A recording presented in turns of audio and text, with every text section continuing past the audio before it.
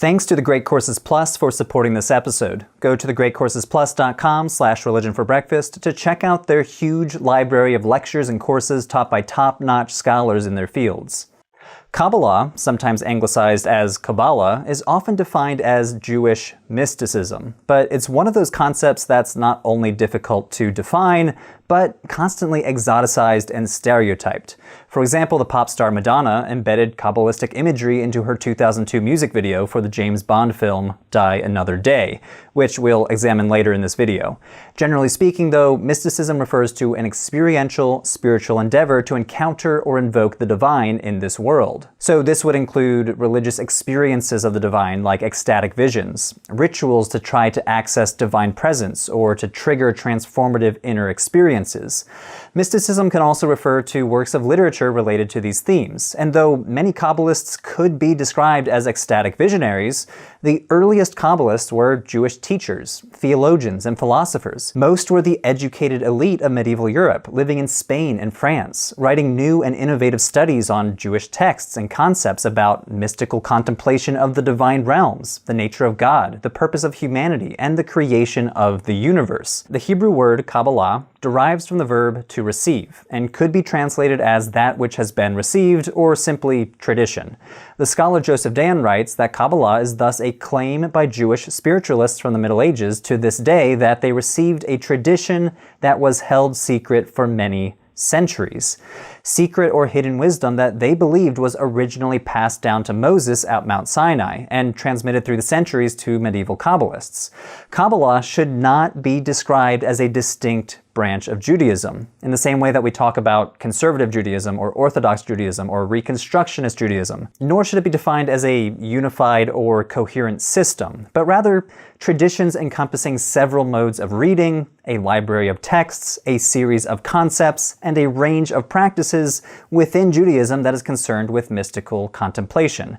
There's a lot to cover, so let's get into it. First, the origins of Kabbalah. Kabbalah emerged in southern Europe in the 12th century in several major centers of learning, including Provence in southern France, and areas on the Iberian Peninsula, including Girona and the region of Castile. But Jewish mysticism has a long history that stretches back hundreds of years before this. You can find mystical texts in the Hebrew Bible itself, such as the Book of Ezekiel, or the vision of the prophet Isaiah, when he beholds the throne room of God, surrounded by divine beings called seraphim crying out, "Holy, holy, holy." Then we have the so-called Hekhalot literature and the Merkavah literature. Together, these include a few dozen Jewish mystical texts stretching from the Second Temple period all the way through the Late Antique period. These texts focus on the creation of the universe and journeys into the heavens to reveal the structure of the divine realms. There's also Late Antique Jewish magical texts like the Sefer HaRazim, the Book of Secrets, which describes, among other things, how to conduct magical incantations using the names of angels. But despite this rich body of Jewish mystical texts, scholars do not consider them to be Kabbalistic texts. According to Gershom Sholem, the father of the modern academic study of Kabbalah, the first true work of Kabbalah is probably the Sefer HaBahir, which dates to the late 12th century. Scholars argue that the Bahir is the earliest Kabbalistic text because it introduces three new ideas into Jewish mysticism that almost all later Kabbalists adopted. Number one, the idea that the divine world is composed of 10 divine powers known in later texts as Sfirot.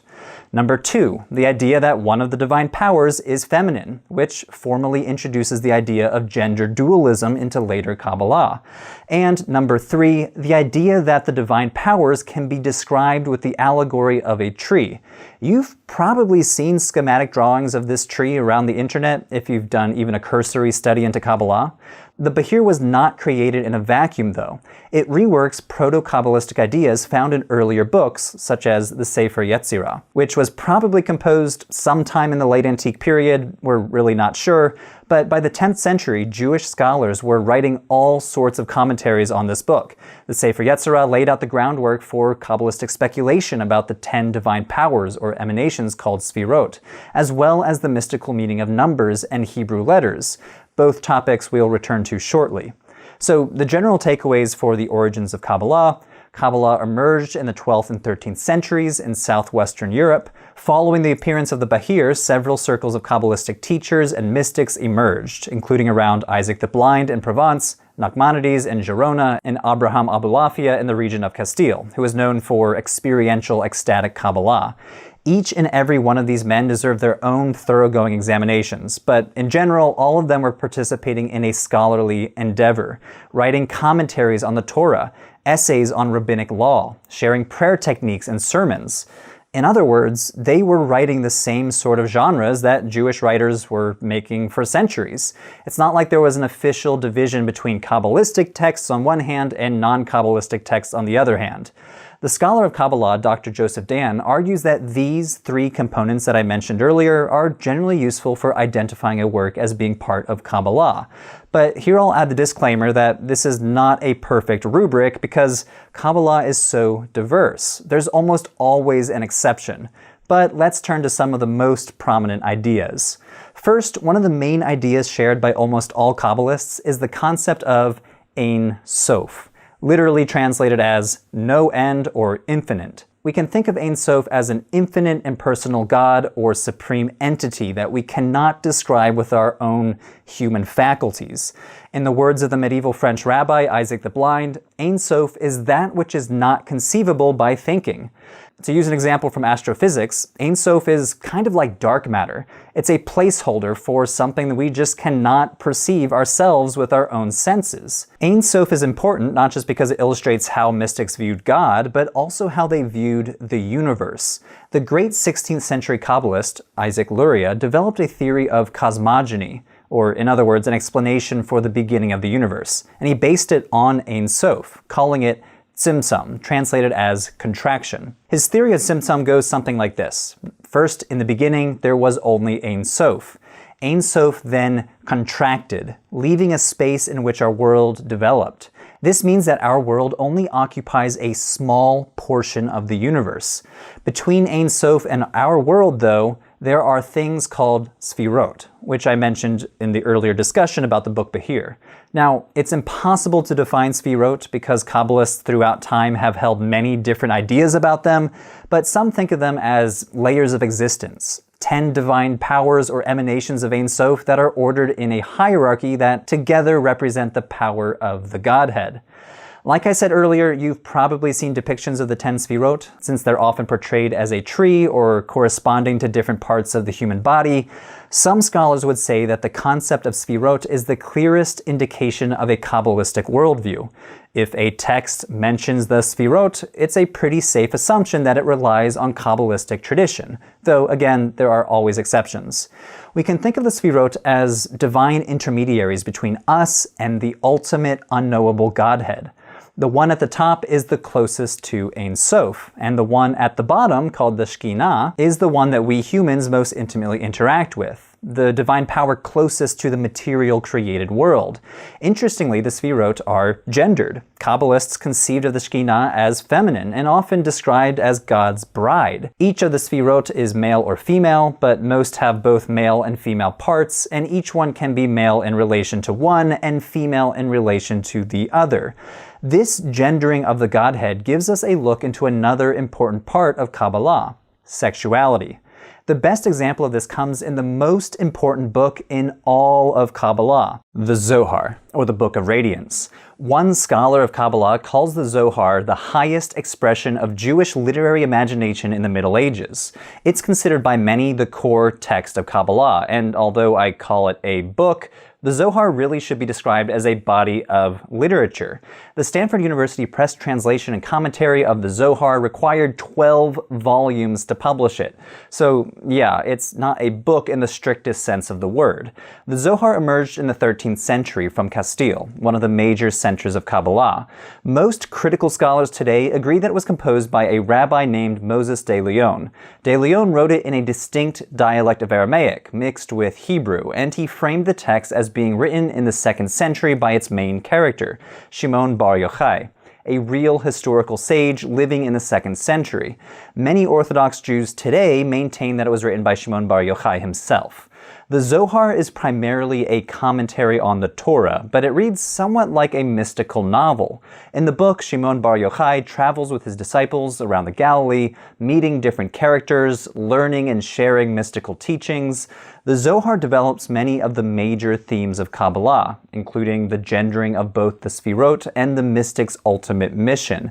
The connection between Sfirot becomes erotic. Some are givers, some are receptors, and the mystic's ultimate mission is to initiate an erotic marriage between God and the Shekhinah. Even the search for mystical knowledge becomes sexualized in the Zohar. In one romantic passage based on the intensely erotic Song of Songs, a man passes by the house of a female lover who is a metaphor for the Torah. The man waits time and time again for the woman to reveal herself to him fully. The text says, "Hence the Torah is revealed and concealed, and lovingly goes to its lover to arouse love with him." This passage is an analogy for how some Jewish mystics view Kabbalistic practice. The Kabbalist peels back layers upon layers of understanding until the most hidden, and therefore most holy, knowledge of the scripture reveals itself. One way to describe this layered approach to the Torah is through an acronym called Pardes, which means orchard. In this acronym, each Hebrew letter stands for a different level of meaning. We won't get into what each letter stands for, but the last letter, Samek, stands for Sod, which means secret. Sod refers to the ultimate esoteric knowledge that every Kabbalist seeks. Kabbalists try to reach Sod through the text. Literally. The 22 Hebrew letters, biblical passages, and Hebrew names of God are central to Kabbalah. For Kabbalists, Hebrew is a divine language, and the Torah is a living divine document. The school of the Kabbalist Abraham Abulafia believed that each letter has mystical meaning. Writing or chanting letters in specific ways brings them to life, or can help you achieve communion with the divine. Abulafia wrote, "When you begin to recite the letter Aleph, since Aleph points to the secret of unity, do not lengthen its recitation except according to the measure of one breath. And chant the Aleph and every letter you recite with terror, awe, and fear, coupled with the gladness of the soul in its comprehension, which is great." From this quotation, you can see how meditation on the letters was experiential. It was a technique involving breathing and head movements, and meditating not just on the meaning of the letters, but the sound of the letters. Even with years of study or practice and chanting, like from the passage above, secret mystical knowledge is nearly impossible to gain. The prophet Ezekiel is held up as an example. In the first chapter of the book of Ezekiel, often called the Merkavah vision, we see a strange description of creatures and chariots that later Kabbalists viewed as evidence that Ezekiel actually attained Sod. But testimonials of visions like this are relatively uncommon in Kabbalah. In fact, many Kabbalistic circles prohibited describing visions for fear that revealing secret knowledge could be catastrophic to the wider world. Thus, many Kabbalistic circles in the Middle Ages were made up of small groups of elite rabbis and intellectuals that were already well known in the community. A crisis in the 15th century moved the center of gravity for Kabbalistic teachings eastward. Although the Iberian Peninsula was, for a long time, a major hub for Kabbalah, it came to an end when the Spanish and Portuguese Christian monarchies expelled or forcibly converted the Jewish communities in their territories. Those who fled settled primarily in Eastern Europe and the Ottoman Empire, leading to new centers of Kabbalah. The town of Safed in the Upper Galilee region became one of these hubs. The Rabbi Isaac Luria, also called the Ari, moved from Jerusalem to Safed in 1570 and formed a group of disciples who went on to revolutionize Kabbalistic teachings. He confronted head-on some of the biggest philosophical questions you could possibly imagine. Why does anything exist instead of nothing? Why does God exist? Why does evil exist? What is our purpose as humans here on Earth? He put forth revolutionary new theories like the one we already discussed, his creation of the universe theory called Tzimtzum, about how the universe was created by Ein Sof contracting. What was so transgressive about this theory is that he argued this process of creation actually damaged creation and introduced evil. Thus, the purpose of existence is to repair this flaw through human action, or tikkun olam, which translates as repairing the world. Luria's Kabbalah inspired several movements in the following centuries, especially a movement founded by a Ukrainian man who rocked the world of Kabbalah and all of Eastern European Judaism, Rabbi Israel ben Eliezer, or the Baal Shem Tov. In the early 18th century, he jump-started what is now known as the Hasidic movement, a movement that quickly spread across Eastern Europe. The Baal Shem Tov disagreed with the idea that mysticism should be reserved for the intelligentsia, and instead taught that everyone should try to commune with God. Hasidism taught that communion with God, or knowledge of the divine, was possible even for the masses during ordinary everyday life, especially through prayer. Another core change that Hasidism makes to traditional Kabbalah is the notion of divine transcendence, which teaches that God is wholly outside our universe. Hasidism, by contrast, professes that God has an immanent quality, meaning that God is present in our world and that we can climb toward communion through our everyday life, through everyday actions. Hasidism is still thriving today and exemplifies modern Jewish mysticism in practice. Now, I should be clear, Hasidism is not synonymous with Kabbalah. It does include mystical practices and beliefs, but it's much more than that. In fact, if you read the Holocaust testimonial, Night, by Elie Wiesel, you can clearly see a distinction. In the book, Elie describes how he grew up in a Romanian Hasidic community, but throughout the book he mentions that Kabbalah is a supplement to usual religious study of the Torah and the Talmud. Today, scholars generally categorize Hasidism under the broader category of Haredi Jews, often called ultra-Orthodox Jews, but the two are not synonymous. Okay, now that we've covered all of that background, what's the deal with Madonna? And here we turn to what I'm going to call pop Kabbalah, but it's worth mentioning that stricter adherents would not even call this Kabbalah in the first place. Throughout the 20th century, Kabbalah hit the mainstream in pop culture. One big neo-Kabbalistic movement is the Kabbalah Center in the United States, whose members included celebrities like Madonna, Britney Spears, Ariana Grande, and Ashton Kutcher. Started by Philip Berg and his wife Karen Berg in 1984, the center sought to popularize and spread Kabbalistic teachings, even outside of Judaism. Madonna became one of their most famous adherents, and that's why we get her James Bond music video. During the video, she is being tortured in a North Korean bunker of some sort, which is featured in the film itself. She is depicted wrapping her arm with tefillin, and at the end, the Hebrew letters Lamed Aleph Vav are burned onto the electric chair where they were just trying to kill Madonna. These letters are from one of the 72 names of God according to Jewish tradition, a tradition that became especially popular among medieval Kabbalists, and are mentioned in the Bahir and used in Kabbalistic magical practice. Though her performance sparked controversy, in part because most within the Orthodox Jewish community viewed a non-Jewish woman wearing tefillin as sacrilegious, or at least viewed it unfavorably. Other movements of modern Jewish mysticism have also sprung up in the past century and a half. The Neo-Hasidic movement and other revival movements have sought to reimagine mystical doctrine for a modern era. Some have even likened mystical experiences to the effects of psychedelic drugs. The Jewish scholar and leader of Neo-Hasidism, Arthur Green, shared one of his psychedelic experiences in one of his books. As one who tried psychedelics after some years of studying the Kabbalistic and Hasidic masters, I found that the drug-induced experiences confirmed a great deal of what I found in their writings, though he warns that such a path should never replace traditional mystical practices from throughout Kabbalah's history. Overall, one thing that Kabbalah teaches is a different way to use the mind. Kabbalah breaks its students out of a strictly logical way of thinking and pushes them to uncover new modes of contemplation. It's a powerful tradition that has survived for many centuries in esoteric circles, but shows no indication of slowing down here in the 21st century. For those of you who would like to learn more, I'm including a bibliography in the description below, and you could also check out today's sponsor, The Great Courses Plus. The Great Courses Plus is a subscription video learning service with lectures and courses taught by actual experts. And when it comes to content about religion in general and Judaism in particular, The Great Courses Plus has a very impressive lineup, including offering a 24-episode-long series on Jewish intellectual history. This one is taught by the Ivy League historian, Dr. David Rutterman. The Great Courses Plus also has a general overview of Judaism with the scholar Isaiah Gaffney, as well as an Archaeology of the Holy Land series taught by the archaeologist Jody Magnus. I've met her personally. Her books were assigned in my graduate level courses during my PhD, so I can say that these series draw on peer-reviewed scholarship.